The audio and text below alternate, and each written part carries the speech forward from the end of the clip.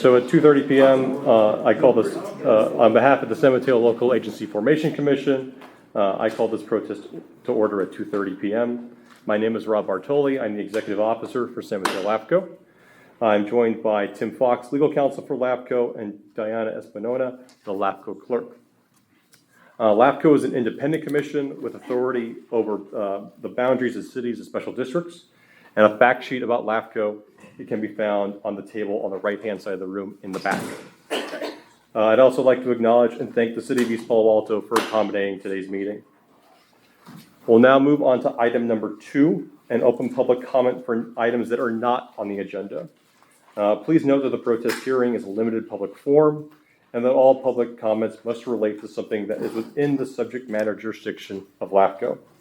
If comments do not relate to the subject matter jurisdiction of LAFCo, we'll stop the comments and move to the next speaker. LAFCo counsel will assist in identifying comments that are not related to the subject matter jurisdiction for LAFCo.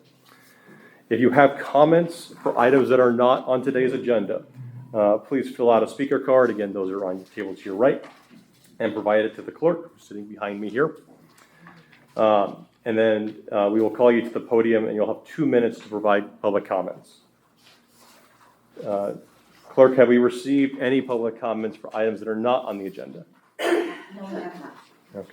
And seeing no one wishing to speak that are for items that are not on the agenda, then we'll close public comments for that item and then move on to item number 3. So the purpose of the protest hearing, as required by Government Code Section 56,000 and 57,000, after the LAFCo Commission adopts a resolution making determinations for a change of organization or reorganization, a protest proceeding and protest hearing is required. On November 15th, 2023, the LAFCo Commission voted unanimously 6-0 to adopt resolution number 1312, approving the City of East Palo Alto's proposal to establish the East Palo Alto Sanitary District, EPASD, as a subsidiary district of the city, and that references LAFCo file 22-09. Notice of the required protest proceedings for that action was sent on February 12, 2024. The protest period for file 22-04 started on February 12, 2024, and will end today, May 22nd, 2024, at the conclusion of this hearing. The purpose of the protest hearing is to give landowners and registered voters within the affected service area, in this case, the EPASD service area, the opportunity to submit written protests to the proposal. Individuals who are both landowners and registered voters may submit 2 written protests, but must use separate forms for each protest. Protests may be submitted in the protest box labeled written protest, which is over here on this table. It is not necessary to complete a speaker slip if you would like to provide protest, but speaker slips are available for anyone who would like to speak. So you may at any time until the conclusion and the closing of this public hearing today, submit your written comments into the box for protest. You do not need to speak if you don't want to. As allowed by Government Code Section 57050, any person who has filed a written protest may withdraw that protest at any time prior to the conclusion of today's hearing. No protest or withdrawals will be accepted after the conclusion of the hearing today. Also on November 15, 2023, the LAFCo Commission, as allowed by Government Code Section 57,000C, delegated to the Executive Officer the authority to conduct the protest proceedings, meaning that the protest could be conducted by LAFCo staff and that the full commission was not required to attend today's meeting. I'd like to note that again on the table on the right side of the room where the speaker slips are, there are additional landowner and registered voter protest forms for withdrawal protests that have been submitted, and speaker slips. As previously mentioned, if you would like to submit written protests and have not done yet, please fill out the appropriate protest forms now, and then place them in the box labeled written protest. And again, you do not need to complete a speaker slip to submit written protest. Moving to item 4, I will now open the protest hearing for LAFCo file 22-09, and I'll summarize and briefly describe the proposal and again, the purpose of today's hearing. On November 10th, 2022, LAFCo received an application from the City of East Palo Alto to establish the East Palo Alto Sanitary District as a subsidiary district of the city. The proposal was initiated by City Council by resolution. EPASD currently provides sewer services to customers in portions of the City of East Palo Alto and to the City of Menlo Park. Under the proposal, the City of East Palo Alto City Council will become the governing board of EPASD. Approval of this proposal would not alter EPASD's service area, nor would the sewer services provided by EPASD customers change. Revenue collected by EPASD would be separate from the city's general fund and can only be used for sewer operations and maintenance. The city's stated reason for this proposal is to facilitate coordinated planning of sewer service infrastructure and capacity to accommodate for planned growth, and to improve transparency, accountability, and environmental health to meet the current and future needs of all district ratepayers. On September 19, 2023, LAFCo staff received an alternative application regarding the city's subsidiary district proposal. EPASD's application proposed to retain the district's current governance structure as an independent special district, to amend its sphere of influence to be coterminous with the boundaries of the district, and to remove EPASD territories from the sphere of influence of the West Bay Sanitary District. EPASD's alternative application proposed no changes of organization or governance. LAFCo reviewed the city's proposal, EPASD's alternative application, along with an independent peer review report of the city's proposed budget and application. That document is available to review as a public copy, again on that table in the backhand right, of the staff report that was presented to the LAFCo Commission on November 15th, 2023.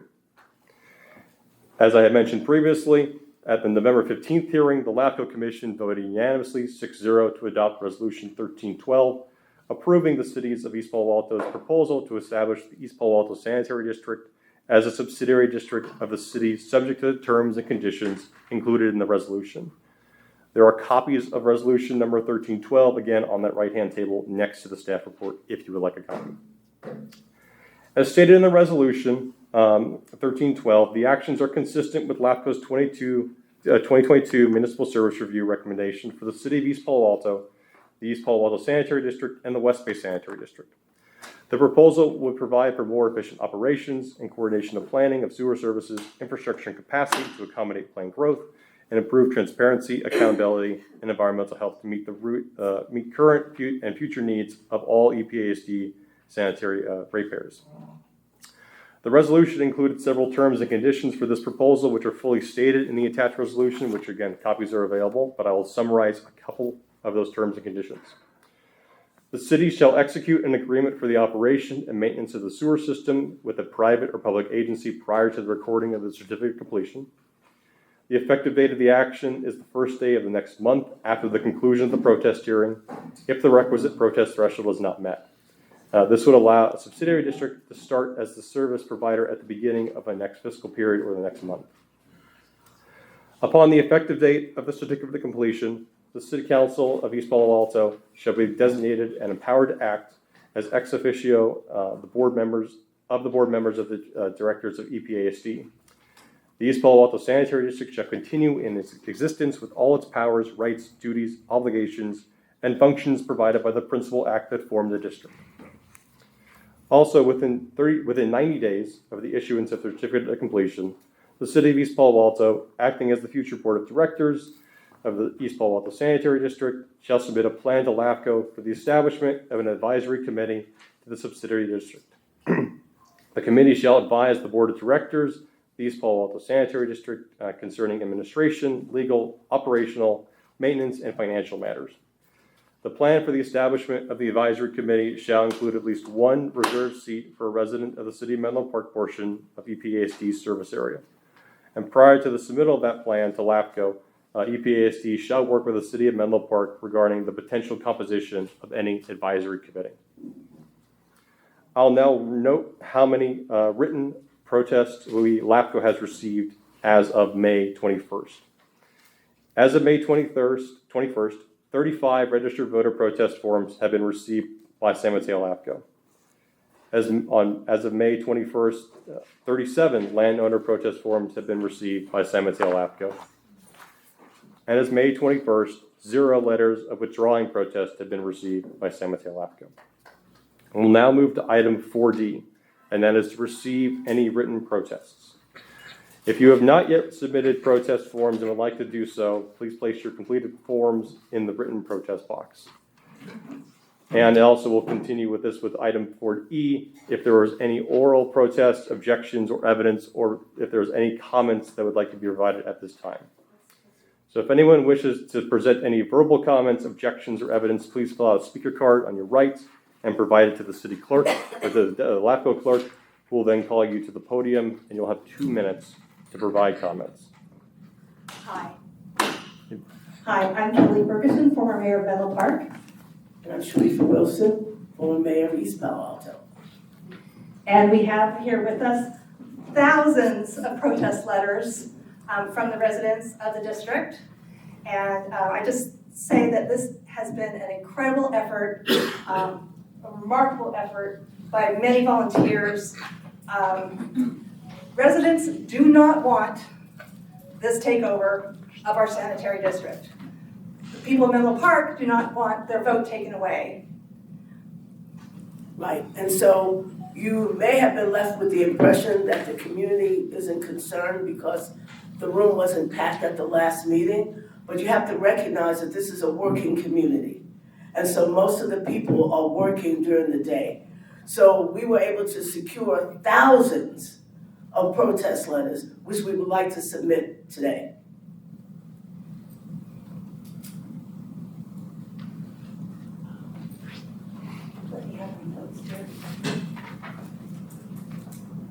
So I just would like to comment that, I'm a bit disappointed, I'm quite a bit disappointed by LAFCo's lack of transparency here. Publishing the notice of this action in the San Mateo County Times just doesn't cut it. You could have, and you should have, and the board should have ordered a notice to go to every resident in the district. Just like when, our water rates go up, everybody gets a notice. The lack of transparency is actually quite shocking. So, I just want people to be on notice that this is not the way, a public body should interact with the public, especially on something that is so drastic. So, meanwhile, we would like to get copies of all of the protest forms that have been submitted directly to LAFCo to check them. And you can provide those to me at my address, 168 Oak Court in Menlo Park.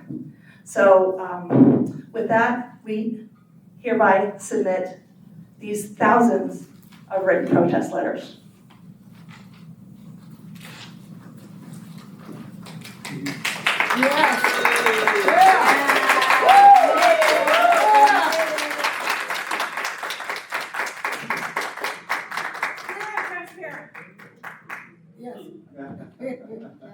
That is our transparency.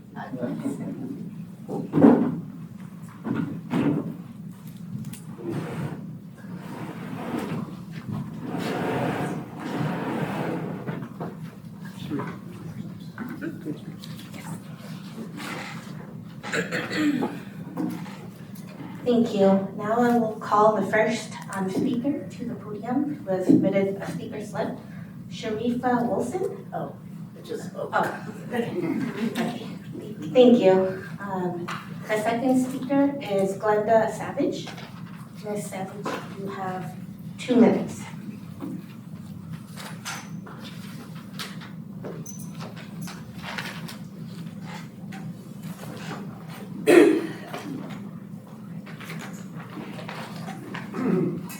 Good afternoon. Thank you. My name is Glenda Savage. I'm a 30-year plus member, a resident of East Palo Alto.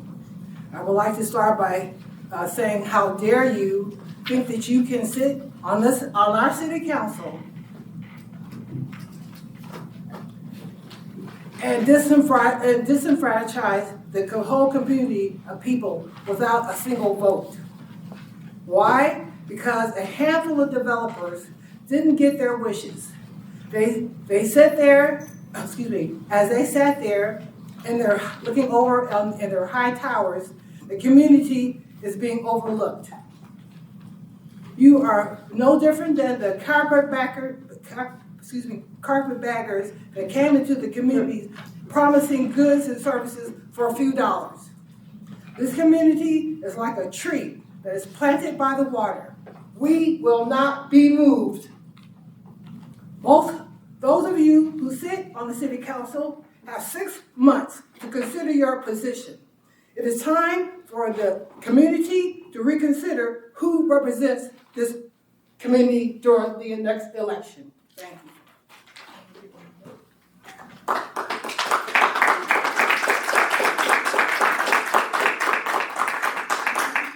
Thank you, Ms. Savage. Now, the next speaker is Gail Wickerson. Ms. Wickerson, you have 2 minutes. Good evening. My name is Gail Wilkerson. I'm citizen number 1 of East Palo Alto. I've been here over 6 decades, and I've raised my family here.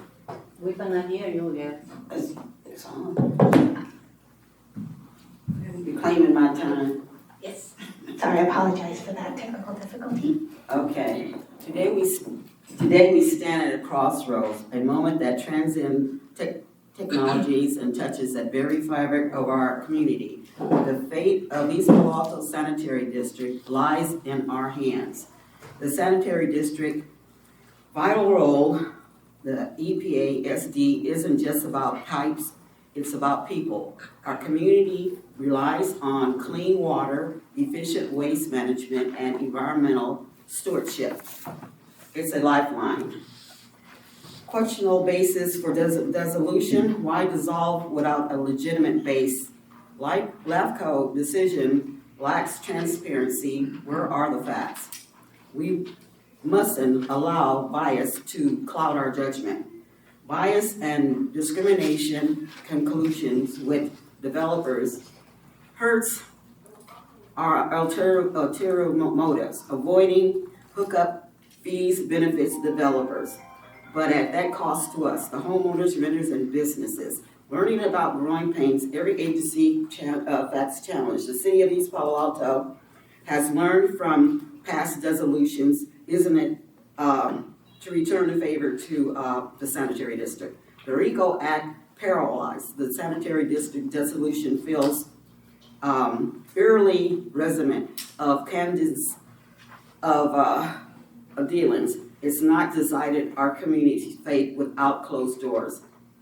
Setting precedents or decisions matter. Dissolving without cause sends the wrong message. Let's uphold integrity and leave this up to the voters.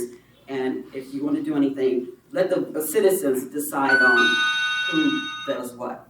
Thank you. Thank you. Next speaker is Dee Scherzer. Sorry.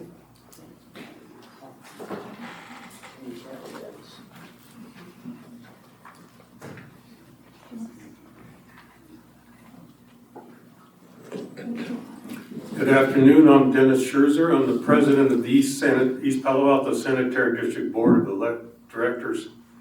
I've been an elected public official in this community for 35 of the last 42 years. I have a sense of what it takes to get elected. I have a feeling for who's out there. And this action is something that has aroused this community. It's like the Eisenhower talked about, an aroused democracy. And one thing I notice, there's things you notice because they're obvious, because they're here, and obvious because they're not here. There's not one commissioner here that cares enough to come and hear this. There's not one city council member that I've seen here, right? Oh, for the record, right, there's Ruben. Present. Pay attention, Ruben. Because you see that stack of papers there, the people going to sign. And they object to the decision that you made. Because here we have some 9,700 voters in the sanitary district. There are 11,300 some in the city, including the 9,000 some that are in the sanitary district. And here are all these people put the ink to paper to say they object. They object to a choice that you made, a choice where 12 people, 5 on the council, 7 on this commission, 12 people have made a decision that has eliminated the discretion of 12,000, over 12,000 registered voters. How do you think that's going to turn out? There are 3 lame duck incumbents on this city council, and their seats are in jeopardy because of this. And in terms of working with the county in the future, this just adds to the burden of the tradition, the reputation of the county, that we cannot rely on them to actually care about us or help us. That's what I have to say. Thank you.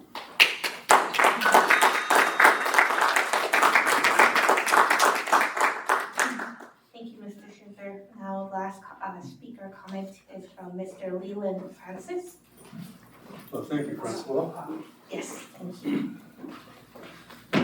Commissioner Bartoli, staff, and members of the public, Leland Francois. I am one of the surviving members of the East Palo Alto Historical and Agricultural Society. I have brought, every time I come before this podium, going before the city, I have brought some very, very historic information to them, going back as far as 150 years.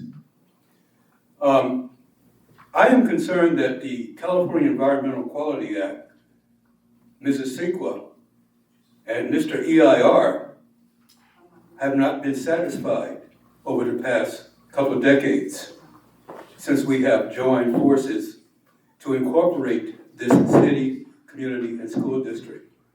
I provided a written supplement to you, kind of summarizing my disposition in terms of the history of the city of East Palo Alto, the history of the name East Palo Alto, the history of the name Ravenswood, the history of the name South San Mateo County. And I kind of think all of us needs to turn off our computers, sit down and exactly see the direction we're going in, review the directions we have covered, and make some determination on how we're going to address the future needs of our community. And it is not in building 12-story high-rise facilities. This is an agrarian geography. We grew fruits and vegetables. The United Nations came here in 1945 for that specific reason. Just like today, they are also looking for viable sources of agricultural growth. I am in total opposition to the takeover that's proposed. Thank you.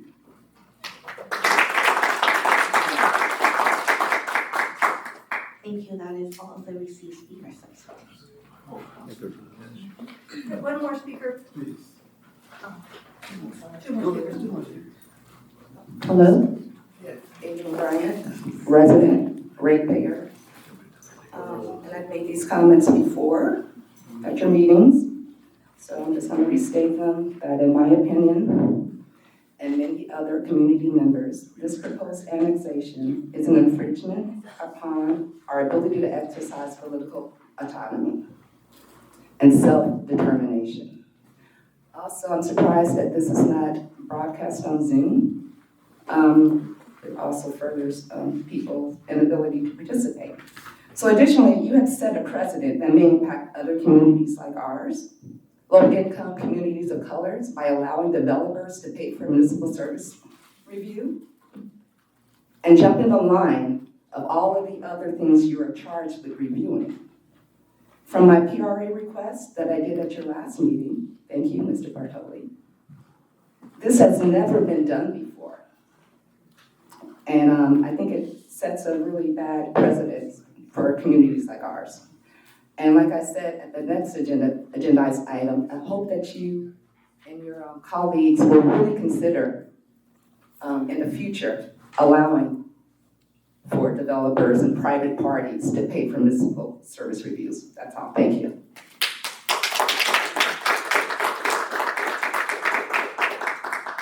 Thank you. And we have one last minute addition from Mr. Aghead. Okay. Thank you. Okay. Well, my name is Angami Isi, and I'm a resident of East Palo Alto, 801 Wick Street. I know a lot has been said about how bad this process started. We cannot hear you. You cannot hear me? There you are. Okay. I'm saying that I know a lot has been already said about how bad the process is, but I just want to make sure that everybody understands how crooked it is. I moved to this country, I'm not a Native American, and one of the things that we admire is the democracy. Having people have a say. Here are two elected bodies. The sanitary district has a board that's elected by the resident. So does the city council. It is fundamentally wrong to have one elected body take over the other one without letting the resident have a say. This is why I urge you to really reconsider accepting LAFCo's recommendation, accepting the city's request without having the people of East Palo Alto, the people of Menlo Park have a say in this process. Thank you.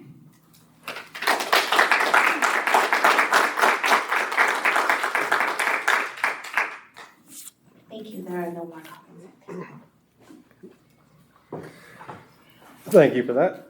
Oh, Excuse me, one additional comment? Excuse me, Mr. Bertoli, Carlos I'm gonna Romeo, call. 2211 Ramon Avenue, Representative East Palo Alto, Member City Council. That's irrelevant for now. What we're seeing today is the democratic process work out. We have a law that governs how these separate entities are dealt with, and there's a process. That process, before you, perhaps you have 2,500, 3,000, 4,000 petitions, I should say, protest letters. Those will be reviewed. They'll be reviewed legally. They'll be reviewed in an efficient way. Ultimately, you'll get back to us and see if indeed members of the city of East Palo Alto, residents who are voters and or landowners, not both, but one or the other, have decided that they would like to have this issue brought before the voters. If it goes before the voters, we welcome it. We'll certainly have a robust discussion and indeed an election. But no one can say that this is a corrupt, non-transparent process because one, you are following the law. I think the city of East Palo Alto is following the law. And to a certain extent, I can say that the sanitary district has not followed the law because of the way they actually went about distributing information and trying to get in what is an FPPC violation on numerous occasions, utilizing their own mailers, printing from their own offices, information that should not have gone out from the city. We received a packet of information in El Flujo that had information about this particular petition gathering or protest gathering process that should not have gone out. But again, this is a democratic process. You will review those particular petitions. If indeed we find that a majority, that 25% certified people in the city or the district would like to contest this, we shall go to a vote, and that is the true democratic process. Thank you.